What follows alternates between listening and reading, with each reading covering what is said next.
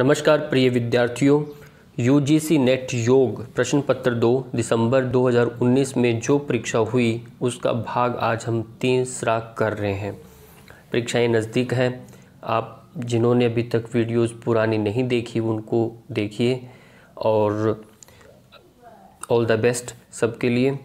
चलिए आज का पहला प्रश्न। महर्षि पतंजलि के अनुसार चित्त का गृह्यता, ग्रहण और ग्राह्य में स्थित एवं तदाकार हो जाना क्या कहलाता है? ये प्रश्न है। तो 4 ऑप्शन देते हैं, उनमें से एक चयन करना है। इसमें मैं आप डायरेक्ट बताता हूँ, संप्रज्ञात नहीं है, सह भी संप्रज्ञात का ही रूप है। विवेक ख्याति भी नहीं हो सकता है, संप्रज्ञात की स्थिति नहीं है। तो ऐसी स्थिति में समापत्ति है। अब ये पातंजल योग दर्शन सूत्र का प्रथम समाधिपाद का 41 नंबर का आप सूत्र देखेंगे तो वहाँ आपको मिलेगा क्षीण वृत्तेर अभिजातस्यैव मनेर ग्रहत्री ग्रहण ग्राह्येषु तत्स्थ तदजनदा समापत्ति। तो जिसका अर्थ है क्षीण वृत्तेर का अर्थ हुआ क्षीण वृत्तेर जिसकी समस्त बाह्य वृत्तियां क्षीण हो चुकी हैं, ऐसे मनेर इव अभिजातस्य स्फटिक मणि की भांति निर्मल चित्त का जो ग्रहिता है यानी पुरुष है, ग्रहण करने वाला, ग्रहण अंतःकरण और इंद्रियां ग्रहण करती है। ये जो गृहीता है यहाँ दिख रहा है, ये पुरुष का वाचक है जो करता है। और ग्रहण कौन करता है? यहाँ पर ये पंच ज्ञान इंद्रियां हैं, अंतःकरण जो है ये ग्रहण करता है। ग्राह्य जो है, ग्राह्य का जो अर्थ यहाँ लिया जाता है वो है आपका पंच महाभूत और विषय, जो इंद्रियों के पंच जो विषय रहते हैं उनको ग्राह्य करता है।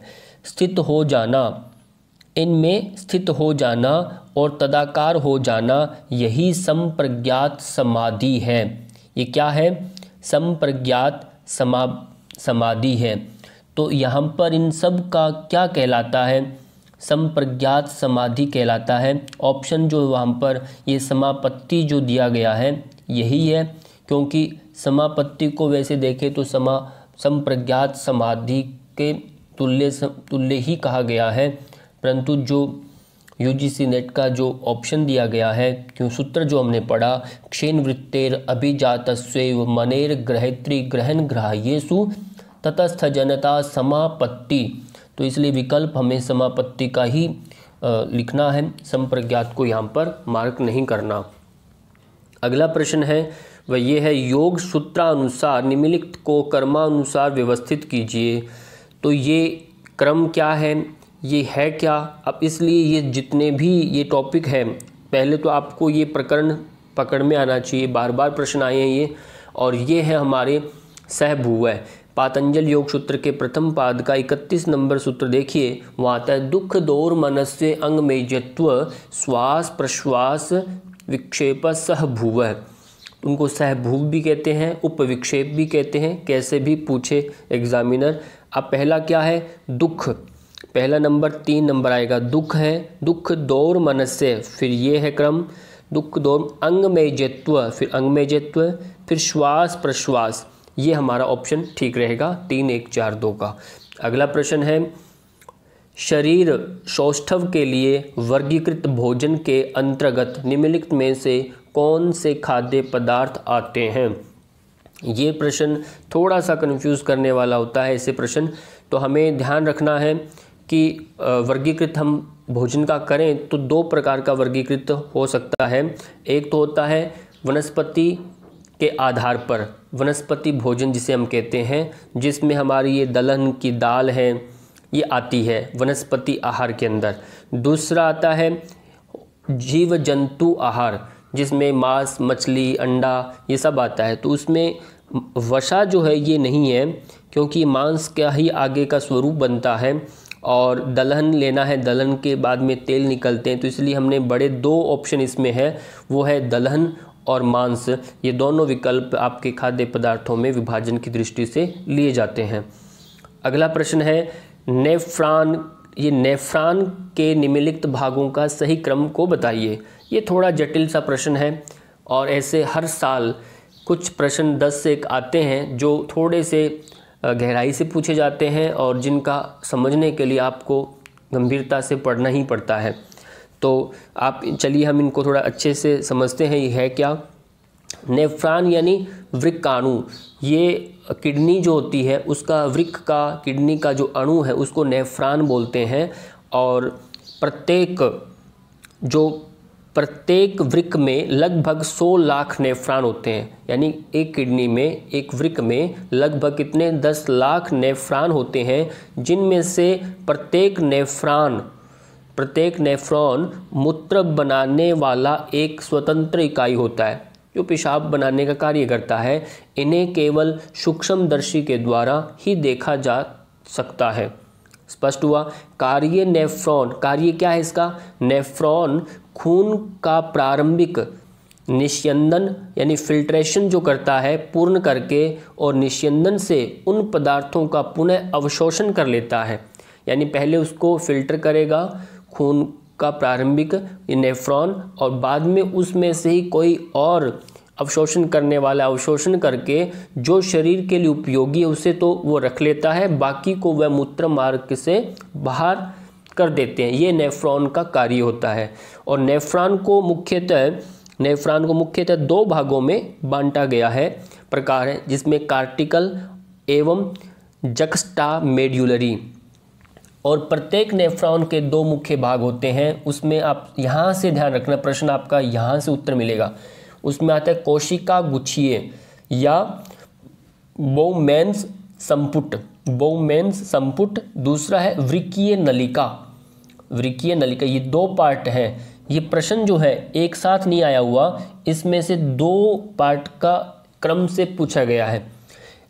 अब पहला कोशिकीय गुच्छीय जो है, बोउमेन्स संपुट जो है, ये नेफ्रॉन के आरंभ का एक प्यालेनुमा विस्फारित भाग है जो कोशिका गुच्छ यानी ग्लोमेरुल्स, ये ग्लोमेरुल्स है ना, ये वाला, ये इसका मतलब हुआ 2 नंबर ये सबसे पहले आ रहा है। ग्लोमेरुल्स घेरे हुए रहता है। संपुट एवं ग्लोमेरुल्स दोनों मिलकर वृक्कीय या मेल्पिगियन कैप्सूल बनाते हैं। ये स्पष्ट हुआ? ये तो हुआ आपका पहला भाग कोशिका गुच्छीय का। उसमें आता है ग्लोमेरुल्स जिसका एक काम होता है पहला। दूसरा आता है वृक्कीय नलिका। ये ग्लोमेरुलर या बोउमेन्स कैप्सूल की निरंतरता में स्थिर होती है। इसके 4 भाग हैं। वृक्कीय नलिका के 4 पार्ट हैं। पहला आता है समीपस्थ संवलित नलिका। अब समीपस्थ संवलिका को यहाँ पर बोला गया है प्रॉक्सिमल कॉन्वोल्यूटेड ट्यूबल्स। ये आपका 3 नंबर का सही उत्तर आया यहाँ पर। और फिर दूसरा भाग है हेनले का लूप। ये हेनले का लूप है, ये दूसरे नंबर का है, यहाँ 4 नंबर आएगा। और फिर आता है दूरस्थ संवलित नलिका जिससे बोलते हैं डिस्टल कॉन्वोल्यूटेड ट्यूब्यूल जो है ट्यूब्यूल, ये आपका पहला आएगा। अब चौथा जो है उसको बोलते हैं संग्रही नलिका। कलेक्टिंग जो डक्ट है वो इसमें ऑप्शन नहीं है, इसलिए एक ऑप्शन तो उठाया इन्होंने नेफ्रॉन का पहले पार्ट का जिसे हम बोलते हैं ग्लोमेरुल्स, और 3 उठा लिए इन्होंने सेकंड में से। तो इसलिए आपका पूरा कॉन्सेप्ट ये हो जाता है स्पष्ट। अगला प्रश्न जो है वह ये है, ध्यान बिंदु उपनिषद के अनुसार ओंकार के तृतीय अंश मकार में क्या लय होता है? अब ये ध्यान जो बिंदु उपनिषद है ये कृष्ण यजुर्वेद से संबंधित है, ये भी आप स्मरण रखिए। और यहाँ ओम के 4 अक्षर यानी 4 अंशों का वर्णन इसमें मिलता है। पहले प्रमुख 3 है, इसमें तो 3 अंशों का वर्णन यहाँ मिलता है। उसमें यहाँ पर तृतीय अंश मकार में क्या लय होता है, ये प्रश्न है। अब चलिए इसमें से जो कृष्ण यजुर्वेद का ये उपनिषद है और पहला अंश अ है, दूसरा उ है, तीसरा म है। यहाँ प्रश्न है मकार से संबंधित, तृतीय अंश जो म है उससे संबंधित हुआ प्रश्न ये। पर मैं आपको तीनों बता रहा हूँ। अ अंश जो है इसमें पृथ्वी आती है और ऊ में आता है अंतरिक्ष। ऊ में क्या आता है? अंतरिक्ष। और मैं में आता है देव। ये देव 2 नंबर वाला ऑप्शन है, ये ठीक होता है क्योंकि तृतीय अंश में देव आता है, अंतरिक्ष इसमें नहीं है, ये आता है ऊ में। एक बात स्पष्ट। दूसरा अ में आता है भू, और फिर ऊ में आता है भुवय, और मैं में आता है स्वः। फिर अ में आता है ब्रह्मा, और ऊ में आता है विष्णु, और मैं में आता है महेश, ये भी नहीं है। फिर अ में आता है ऋग्वेद, और ऊ में आता है यजुर्वेद। अब यहाँ पर देखिए यजुर्वेद, और मैं में आता है सामवेद। इसका मतलब मैं तृतीय अंश में सामवेद आता है, यजुर्वेद ये ऊ में है। इस तरह से आप तीनों को स्पष्ट करना है। और फिर अंतिम में अ अग्नि का प्रतीक है, और ऊ में वायु है, और मैं में सूर्य है। इन तीनों को भी स्मरण रखिए, हो सकता है अगली बार इन तीनों का अलग तरीके से एग्जामिनर पूछ सके। तो हमारे उत्तर हो गए इसमें से 2 और नंबर 3, ये तीनों ऑप्शन, दोनों ऑप्शन ठीक है। अगला प्रश्न आज का, हठ योग प्रदीपिका के किस अध्याय के द्वारा अनवरत मतलब लगातार उड़ान भरते हुए महाखग की गति को रोककर सुषुम्ना में उड़ान भरने के लिए प्रेरित किया जाता है? अब सुषुम्ना में जो उड़ान भरने की प्रेरित किया जाता है, पहले देखिए हठ योग प्रदीपिका ये स्वामी स्वात्माराम जी का ग्रंथ है, और इसमें 4 उपदेश है, और 4 उपदेश में तीसरा जो उपदेश है उसका 55 नंबर और 56 नंबर का जो श्लोक है उसमें इसका वर्णन हमें मिलता है। तो ये बात भी ध्यान रखनी है, इन बंधों का जो वर्णन है वो हमारे 3रे अध्याय में है। अब इसमें श्लोक आता है, बद्धो येन सुषुम्नायां प्राणस्तुडीयते यतः तस्मादुडीयनाख्योऽयं योगी भी समुदाहृता। यहाँ एक हुआ, अब उसमें क्या, उड्डीनम कुरुते यस्माद विश्रांतम महाखग। विश्रांत मतलब नहीं लिए हुए, अविश्रांतम यानी लगातार अनवरत उड़ान भरता हुआ, महाखग उड्डयानम तदेव स्यात् तत्र बंदो विधीयते। ये उड्डयान नाम का ये बंद हो, जब ये बंद लगाया जाए तब ये होता है इसमें ऑप्शन नंबर 3 का। आप तो श्लोक संख्या ध्यान रखिए, अध्याय ध्यान रखिए, और अपनी पुस्तक में से इसको अपने तरीके से अच्छे से एक बार समझ लीजिए और अन्य को भी समझिए। अगला प्रश्न है, अष्टकुंभक का वर्णन किन ग्रंथों में मिलता है? अब देखिए आपको प्रश्न बहुत इजी है, हठ योग प्रदीपिका है, घेरंट संहिता, इनमें अष्टकुंभक का वर्णन मिलता है। मैं ऐसे भी बता सकता हूँ, मेरे लिए भी आसान है, जल्दी भी हो जाएगा वीडियो, परंतु आपके लिए इनकी श्लोक संख्या भी ढूंढ कर रखा है, श्लोक संख्या को बोल रहा हूँ मैं, ताकि आपका और थोड़ा मेहनत बचे और आपको पूरा एक एविडेंस के साथ आपको स्पष्ट भी हो। देखिए हठ योग प्रदीपिका के अंदर भी बात हुई, 4 अध्याय है, उसमें दूसरे अध्याय का 44 नंबर का आप श्लोक देखेंगे तो उसमें आता है, सूर्य भेदन उज्जाई शीतकारी शीतली तथा भस्त्रिका भ्रामरी मूर्छा प्लाविनीत्यष्टकुंभकाः।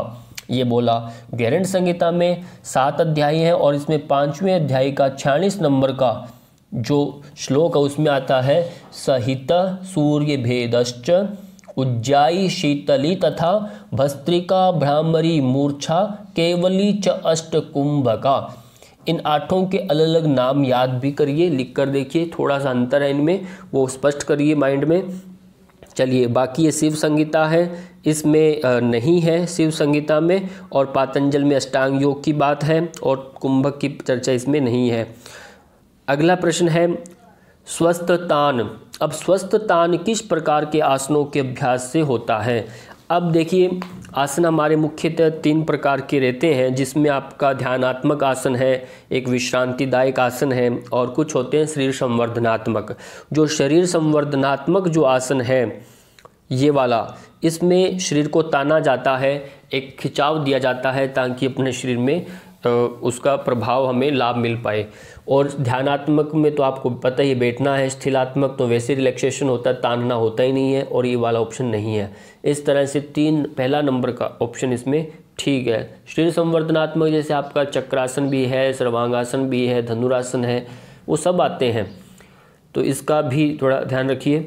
अगला प्रश्न है 29वां, योग वशिष्ठ के अनुसार शास्त्रों का अध्ययन, मनन, सत्पुरुषों का संग एवं वैराग्य ज्ञान की कौन सी भूमिका है।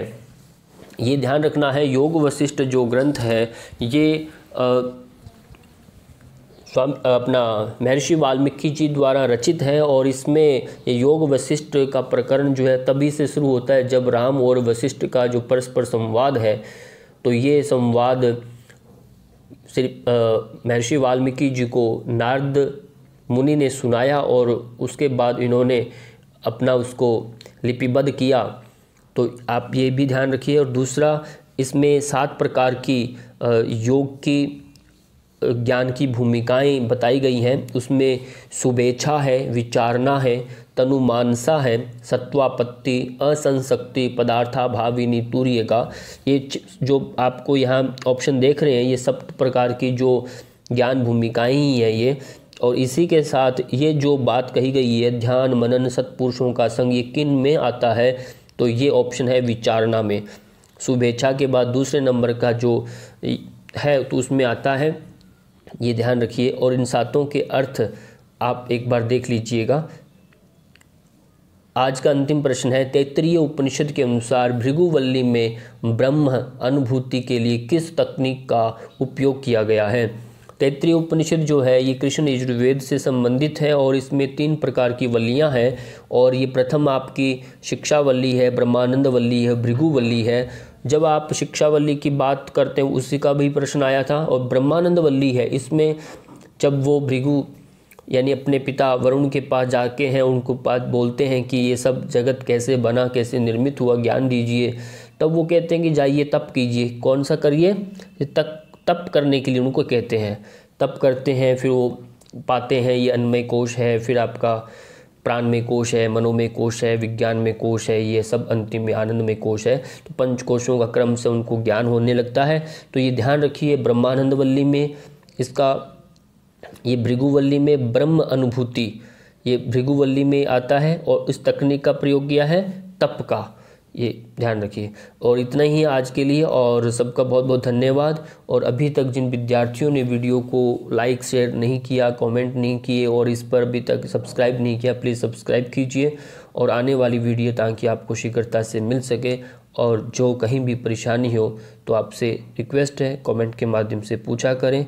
और इसी के साथ फिर मिलते हैं, तब तक के लिए धन्यवाद।